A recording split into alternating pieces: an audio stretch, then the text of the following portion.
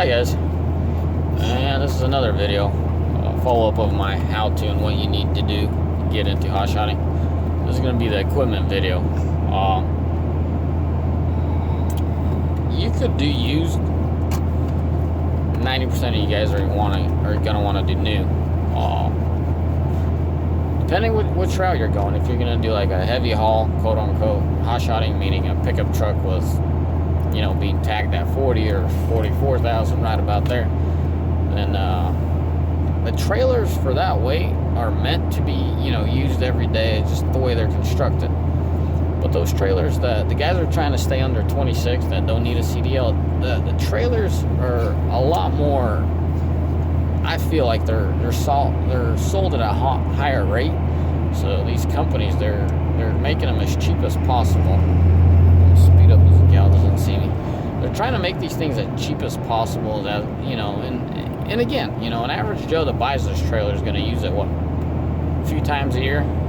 Unlike us, we run them every day and beat the livings out of it every single day. So that's why my average rebuild on a trailer, meaning the bolts, pretty much more or less the bolts, the pivoting, parts that wear out, is 9 months. I don't even last a year before the suspension used to get rebuilt on average on my trailers. It's ridiculous. Yes, I service them. Yes, I grease them. They have grease certs. The main pivoting point has a grease cert. Grease them. It's just, these things were never meant to be used every day. So that's why you want to, as a bare minimum, start brand new. And they're pretty cheap. They're on average $7-8 grand for these trailers. It isn't bad at all.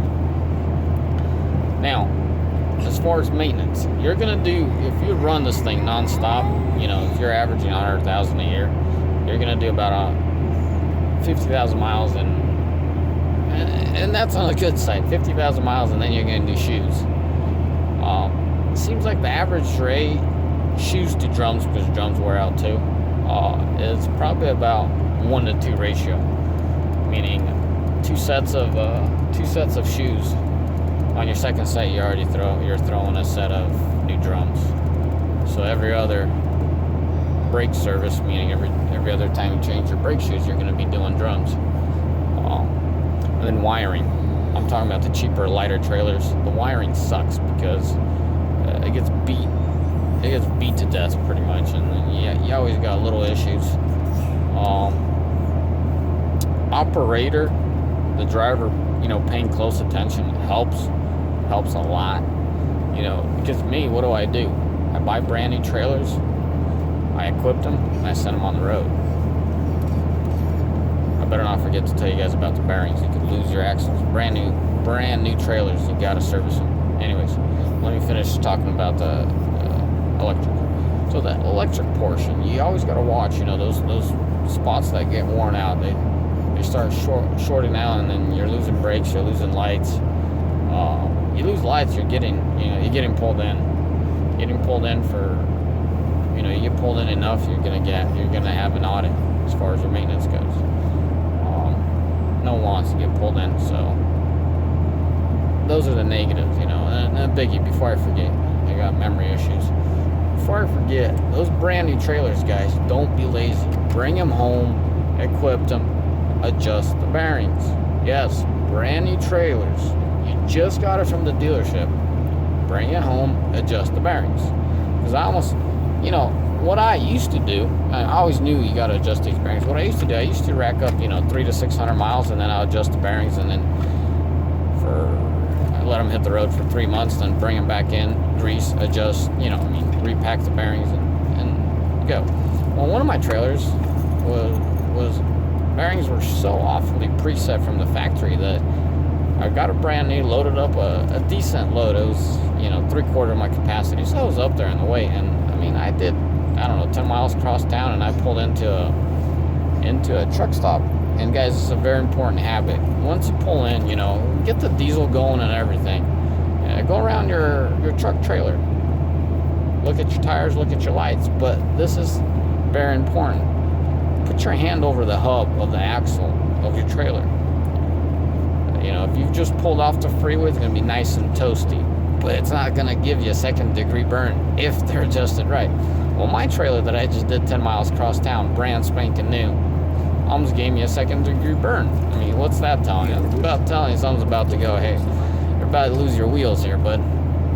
So I limped it to the shop, put the thing on jacks, and this is the day I got introduced to Schaefer's. You know, I called up my brother-in-law. I'm like, dude, I'm freaking out, brand new thing. I'm about to lose my wheels on it. They're so freaking hot. Well, try that Schaefer's grease. Well, I adjusted my brake or my bearings, put some Schaefer's in there, and I was set. I was good.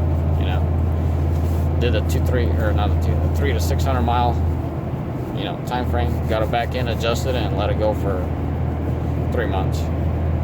I adjust my bearings. Well, we try our best to adjust the bearings every 3 months. That's a little, you know, that's a little overkill. But I say, as a bare minimum, every 6 months from the initial setup, meaning after your 3 to 600 mile adjustment, half a year, you know, you'll be good. If you're running good grease, you're running good, you're adjusted well, you're good, you know. Anyways, so I'm gonna recap on this bearing. You got the truck or trailer brand new, bring it home, adjust the bearings. 3 to 600 miles, adjust the bearings.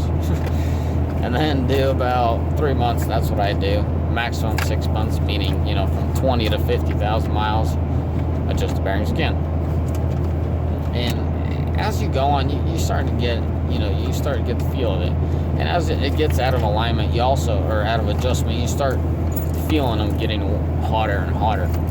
You know, as I said, once you pull in, I have this habit all the time, and it saved me, you know, from breakdowns and losing that axle so many times. You know, pulled into a truck stop to fuel up, get that nozzle, get that diesel rolling, go around, check your straps, put your hand over the hub, make sure it's not sizzling hot. You know, make sure you can comfortably hold your hand on that thing. It's gonna be nice and toasty, but it cannot be sizzling hot, meaning giving you a burn. And if it's about to give you a burn, you know you're about to lose your axle. So pull the frick in and get that thing adjusted, and yeah, take good care of it. Now, trucks. Well, hold on a sec. I talked to you about trailers, and look about all this stuff we've covered on new trailers. Now, the old ones, you can just imagine how much more work you'll have to spot weld stuff. You'll have to change stuff. So I don't even want to get into the old stuff, because if the new one requires so much work, the old one, you got to be really, you know, hands-on and get the old one up and rolling. And believe me, lately DOT's all over these little Hotshotters. They're always pulling the breakaways. Make sure your breakaway works. Pretty much yank that pin out and try to pull your truck forward. Your trailer has to lock up and hold that truck in place. Anyways, now as far as truck goes, you know, I've done a video, new or used. I'm gonna vaguely go over this again. New, guys, once again, 85 to 90% of you need to go new, because you wanna, even with you go on this business, or this adventure, I should say, you're not gonna have a steady income, and that screws with a lot of things. And that's probably the biggest and hardest thing about Hotshot is your income. It's very inconsistent. So you want to go new. Well, I'll just leave it at that. And you know, you can buy used if you have a good, trustworthy truck, and just know that there's going to be a guy nitpicking at everything just because you have an older truck. It's sad, but it's the truth. New or used, keep it clean. Keep it clean as much as you can, guys. Make sure all the lights work. Make sure it looks good. You know, spend that extra few bucks. Buy something cool.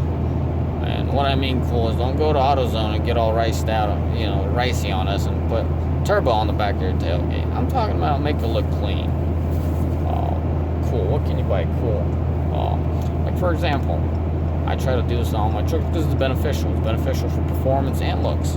I buy my trucks, I buy tradesmen. They come with Steelies. I try to get rid of those Steelies. A, for the performance of it, and B, for the looks. You know, the truck looks better. I always put side steps. You know, side steps are there for functional reasons, but they look, you know, truck looks more complete. You guys get the idea. Just make it look nice and clean, and you'll be good with the truck. Hope I'm not forgetting anything. Alright, I think we're good, man. I think I covered important things, and simple. Have a mighty fine day, and have yourself a good day.